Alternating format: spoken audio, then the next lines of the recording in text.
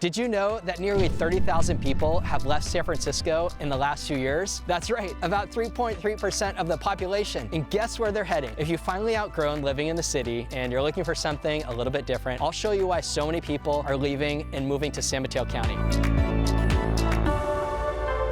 I'm Raziel Ungar, and I've been living in San Mateo County for pretty much my whole life, although in my 20s, I did live in the city for 8 years, so I'm speaking to you from personal experience. Okay, so first let's consider why a lot of people like you may want to stop living in San Francisco. There's actually a lot of reasons why, starting with the fact that life on the peninsula is just way more relaxing and peaceful than living in the city. Living on the peninsula naturally has a lot more of a suburban feel, even when you consider some of the bigger cities, since they all have their own distinct neighborhoods and downtowns. Living on the peninsula, depending on where you live in the city, is way safer, and with everything going on in downtown, this alone is enough to consider a lot of people to consider moving to areas outside of the city, and the peninsula is on the top of a lot of people's lists. I'll tell you, having lived in the city in my 20s, one thing I don't miss at all is the stress of just driving around my block a few times to find a parking spot, either my place or if I was visiting a friend at their place, especially when I lived in North Beach or Noe Valley. This was just something that was super stressful, and when we finally moved down to the peninsula, I was so relieved. I was like, oh my God, it just felt like a breath of fresh air. Okay, so here in the peninsula, you just basically roll up in front of your house, you just park, and you walk in. Something like very basic, but I didn't really appreciate that until I moved from San Francisco back down to the peninsula, even though I grew up here. Many people moving down to the peninsula from the city imagine having a large garage to park their cars in, but when they actually move down here, they realize how easy it is that you can just park in the street, and you kind of view that parking in your garage as a little bit of a hassle now, which is kind of funny. I remember when we moved down from Noe Valley to Burlingame,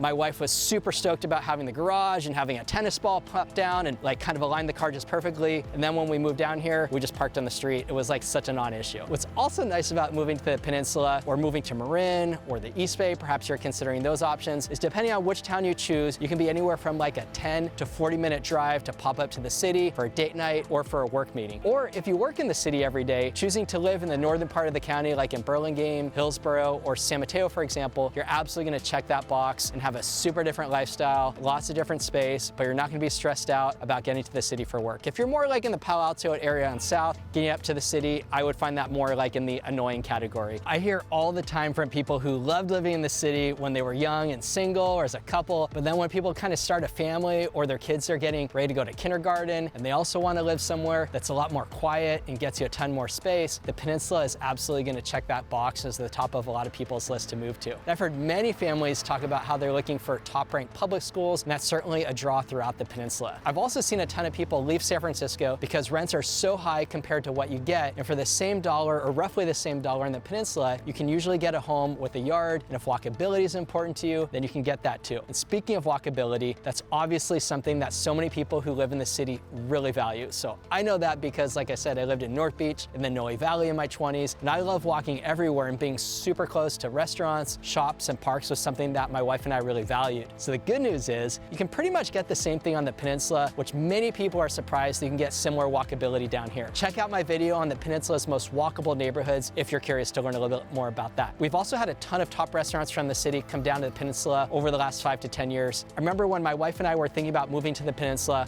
I was all freaked out that we're gonna have to leave our foodie life behind in San Francisco, but never fear, you can still get Delfina, Little Star Pizza, which we call down in Peninsula Blue Line, Evian Palo Alto, which is the sister restaurant of Kokari, just to name a few. And you can pretty much get everything on the peninsula that you can get in the city. We even have a new bakery in Burlingame called Backhouse with its own mill that my sister is convinced will win a James Beard Award. So that being said about food, of course San Francisco is awesome and there's tons of world-class dining options, but if you live on the peninsula, I mean, you might have some FOMO in the beginning, like, oh my God, I gotta pop up to the city, but there's so many good places that you can eat around here, and it certainly wasn't like that 15 or 20 years ago. Now, when we think about housing costs, there's another big factor for folks considering moving from the city. Living on the peninsula is not cheap, and neither is San Francisco, though we actually do have the highest median home price of all 9 counties in the Bay Area here in the peninsula, but the premium, in my view, is worth it, especially when you think about how you can still get most, if not all, of the same benefits of living in San Francisco while living down here. You get to choose from tons of different cities with a wide range of pricing. You also get a lot more value for your money since most homes in the city aren't exactly big, and they're usually a lot close to each other. You tend to get a lot more value for your money since most homes in San Francisco aren't exactly historically big. Of course, there's some massive mansions, of course, but for the typical house, they're usually gonna be a little bit closer together, and the yards are probably gonna be on the smaller side. And the weather, this just kind of depends on where you are in the city. So for example, a relatively more affordable city like Daly City or San Bruno will get you a house that's kind of more comparable to like a condo price in the city. And if we were to put this into perspective, the median sales price in Daly City is about $1.2 million,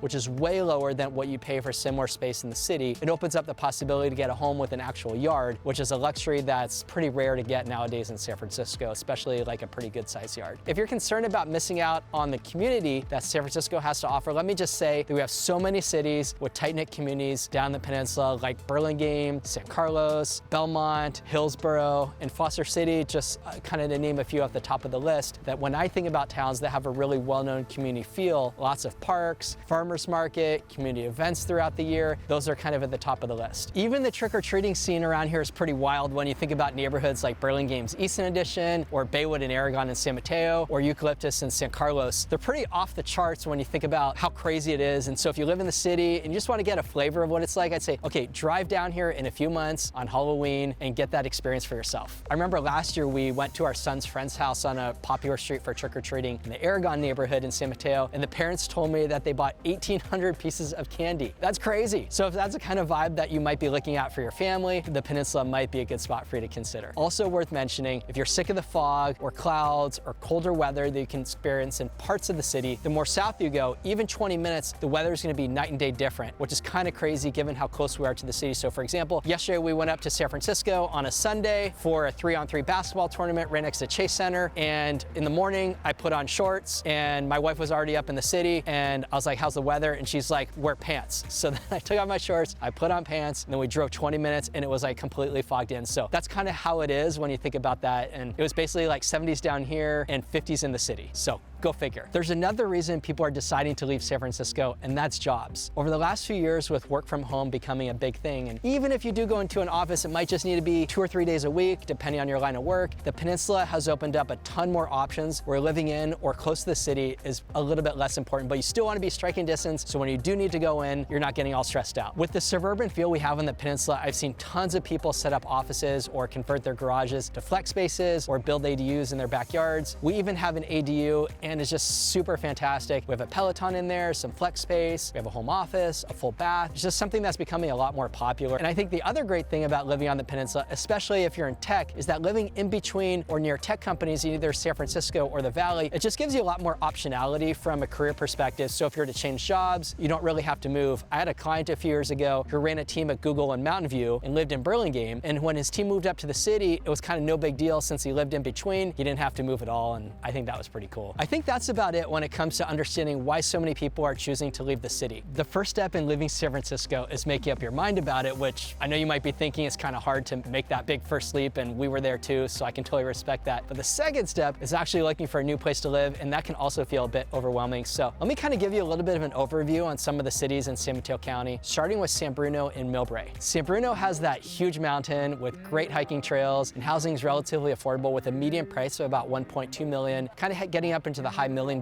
range. Weather's a combo of what you get in the city versus a little more south depending on where you are, so not too cold and not too warm. And then there's Millbrae just a little bit south of there, which is perfect for commuters because it's pretty well connected to the rest of the Bay Area with the major Caltrain and BART station. And Millbrae is also just a great place to live. Broadway's the downtown in Millbrae, and it's a really cute place to walk around, and the schools are highly rated. And there's Papes, which is kind of the most well-known fish shop on the whole peninsula. Homes in Millbrae are a little pricier with a median home price of about $1.9 million.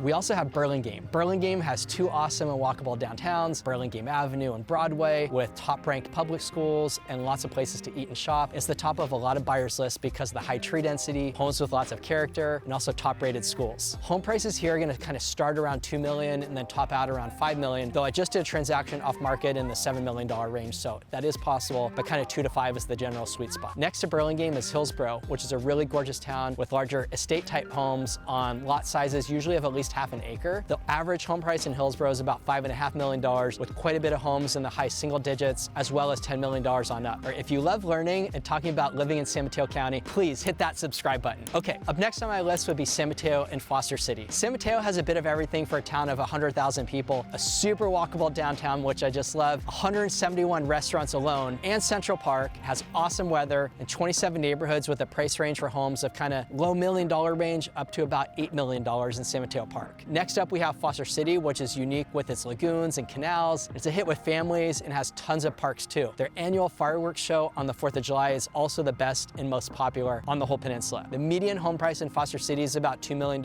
and the homes there all have fantastic modern floor plans, and most have attached two-car garages, which is not that common, and personally I'm a huge fan of. Lastly, we have San Carlos and Redwood City. San Carlos keeps things pretty low-key with a really authentic small town feel that is very similar to Burlingame. And homes here are going to start around $2.4 million, but the range is really about 1.5 to 5, with the sweet spot being in like the 2s and 3s. The downtown in San Carlos around Laurel Street is super popular with some really great restaurants and shops, and the schools are highly rated too. Redwood City has a ton happening too, as a super lively downtown, a lot of different companies, and a mix of flat and hilly neighborhoods. The median home price of Redwood City is about $1.7 million, so it's a bit more affordable than some of its neighbors, but with 80,000 people, there's a lot of different options and something for everyone. Of course, leaving San Francisco for San Mateo County doesn't come without its trade-offs. While getting more space for your money and getting kind of a quieter lifestyle, some of you might miss the huge cultural scene and the constant buzz of living in a world-class city like San Francisco. The dining scene up in the city, all the different options, world-class museums. It's a little bit hard to get that in the suburbs, but certainly can't complain when you're 10 to 40 minutes to get up to the city for something special. It's not a big deal. Of course, another downside is if you live in the peninsula and you're commuting up to San Francisco, sure, that could be a little bit longer too, but I do think it's worth it. However, if you are in the peninsula, it is pretty common for people to take BART or a Caltrain up to the city, or you could always rent a spot for a few $100s a month if you're in the FiDi and you're driving up, so not a huge deal. Overall though, I would say the improved quality of life you get, a ton more space, the family-friendly feel of the suburbs down here, like it totally outweighs the downsides. And the best part is, in San Mateo County, there's a ton of money that keeps getting invested into the area. It just makes it better, like the quality of living conditions, the innovation that we have here, the type of people we have. It's just something I feel very grateful for. And then I think about the restaurants and the shopping and entertainment. There's just a ton of things that you can do here. At the end of the day, it's just a matter of thinking about, okay, what do you want? What are the different options out there? And the peninsula might not be for you. Maybe it makes sense to go to the East Bay or go to Marin or move to the South Bay. But I do think if the San Mateo County is on your list, you're absolutely gonna love it. On the other hand, should you consider staying in San Francisco, it's a great place to live too. So whatever floats your boat, whatever feels most comfortable. And it can be a little bit of a hard choice. But once you get to know the quality of life living down here, I don't think it's a decision you ever regret. I've only represented one couple out of almost 600 in my career who lived down here and chose to move back up to the city, so it's pretty unusual. So if you're looking for a new place to move to in San Mateo County, my contact info is here and in the description below. As the #1 agent in Burlingame, a top 10 realtor in San Mateo County, and someone who grew up here, I feel like I know San Mateo County pretty well, so I'd be happy to help you. But before you go, if you're curious about the best and worst places to live in San Mateo County, then watch this video next, because I'll show you the places you want to avoid, but also the top places you should consider, so you can watch it by clicking up here now. Thanks for watching, and I'll see you on the next video.